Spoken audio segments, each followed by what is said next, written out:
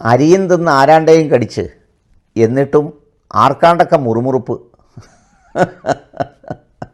എന്ന് പറയുന്നതും, പിന്നെ നമ്മുടെ സുരാജ് വെഞ്ഞാറമ്മൂട് പറഞ്ഞതുപോലെ തള്ളേ ഈ കടി തീരണില്ലല്ല എന്ന് പറയുന്നതും പോലെ അനുസ്മരിപ്പിക്കും വിധമാണ് കാസയുടെ ഒരു സ്ഥിതിവിശേഷം.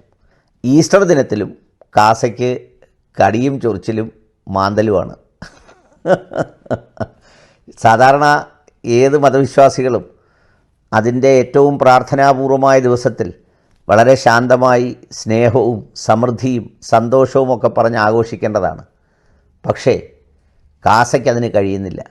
അതുമൊരു വിധിയാണ്, സാക്ഷാൽ കർത്താവിൻ്റെ തന്നെ വിധി എന്ന് പറഞ്ഞാൽ ഇങ്ങനെ ചൊറിഞ്ഞ് ഇളക്കാനും ചൊറിയും തോറും അതുകൊണ്ട് ഗുണമൊന്നും ഉണ്ടാകാതിരിക്കാനും ഉള്ളത് കുറച്ചുകൂടി വ്രണമാകാനും ആ വ്രണം സ്വന്തം ശരീരത്ത് തന്നെ ഉണ്ടാകാനുമാണ് കാസാക്കാരുടെ വിധി.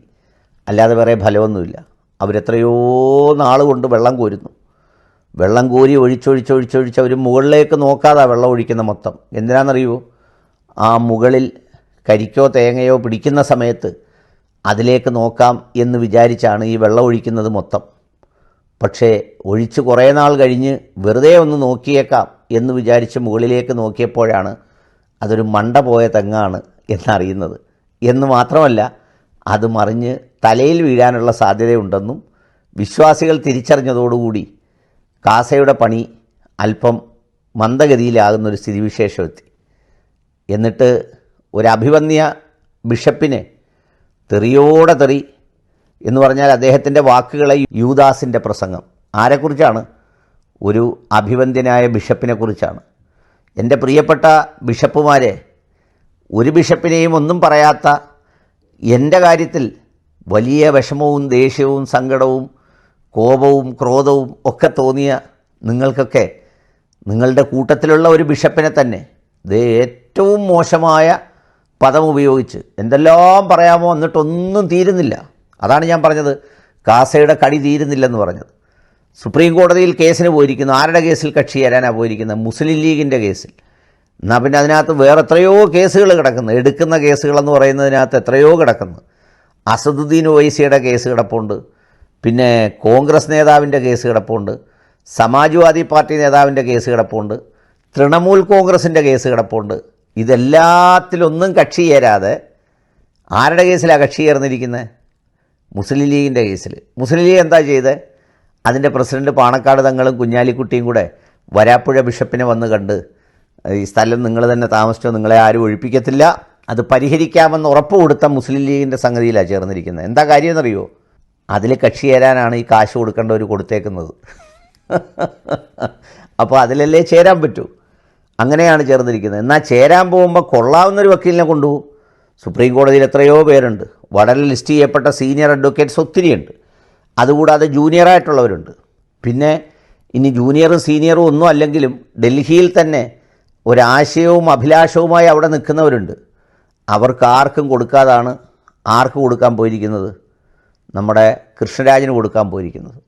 പുള്ളിയെ സുപ്രീം കോടതി വിടുന്ന അറിഞ്ഞ് ഏറ്റവും കൂടുതൽ ചിരിയും ഏറ്റവും കൂടുതൽ പൊട്ടിച്ചിരി ഉണ്ടായത് പുള്ളിയുടെ വീട്ടിൽ തന്നെയാണെന്നാണ് പറയുന്നത്. കാരണം അവരെല്ലാം കൂടെ ചിരിക്കുക പുള്ളി സുപ്രീം കോടതി വാദിക്കാൻ പോകുന്നത് അറിഞ്ഞ്.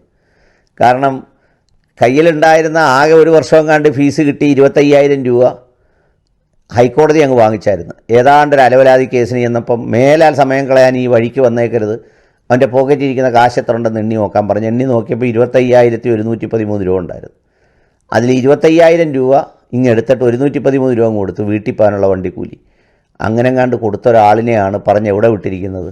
സുപ്രീം കോടതി വിട്ടിരിക്കുന്നത്. എന്നാൽ ഇതെല്ലാം തീർന്നിട്ട് അത് വിട്. അങ്ങനല്ല, പിന്നെ ചക്കാലയ്ക്കൽ പിതാവിനെ പറയാവുന്ന ഭാഷ മുഴുവൻ ഉപയോഗിച്ച്. എന്താ കാര്യം? അദ്ദേഹം ഞാൻ ഈ തീരുമാനം എടുത്തപ്പോൾ അമേരിക്കയിലായിരുന്നുവെന്നും ആരും സാത്താനോട് കൂട്ടുകൂടരുതെന്നുമൊക്കെ പെസഹാ ദിനത്തിലൊക്കെ പ്രസംഗിച്ചു. അത് കാസയ്ക്ക് കൊണ്ടു. എടാ, സാത്താനോട് കൂട്ടുകൂടരുതെന്ന് പറയുമ്പോൾ കാസയ്ക്ക് തോന്നുന്നത് എന്തിനാ? കാസ അതാണോ? എന്തായാലും ഈദും ഈസ്റ്റർ ദിനത്തിൻ്റെ ഒരു വിശേഷാൽ പ്രത്യേകതയായി എനിക്ക് തോന്നി. നിങ്ങളുടെ അഭിപ്രായത്തിനും ചിന്തകൾക്കൊക്കെയാണ്. കാരണം ഇതൊരു വലിയ ക്യാൻവാസാണ്. ഇത് പറഞ്ഞാൽ 1 മണിക്കൂർ പ്രസംഗിക്കാനുണ്ട്. അതുകൊണ്ട് അതങ്ങനെ വിടുന്നില്ല. പിന്നെ പറ്റുമെങ്കിൽ നിങ്ങൾ ചക്കാലയ്ക്കൽ അച്ഛനെ പിടിച്ച് ഇദ്ദേഹത്തിന് കൊടുക്കുക. ആർക്കാ? നമ്മുടെ പിന്നെ മാത്യു സാമുവൽ അന്നേരം വേണമെങ്കിൽ ഒന്ന് കുലുക്കി ഞാൻ UK പോയപ്പോൾ അവിടെ വെച്ച് ചക്കാലിക്കൽ പിതാവിനെ എന്നൊക്കെ പറഞ്ഞ് കുറേ കള്ളം പറഞ്ഞു തരും.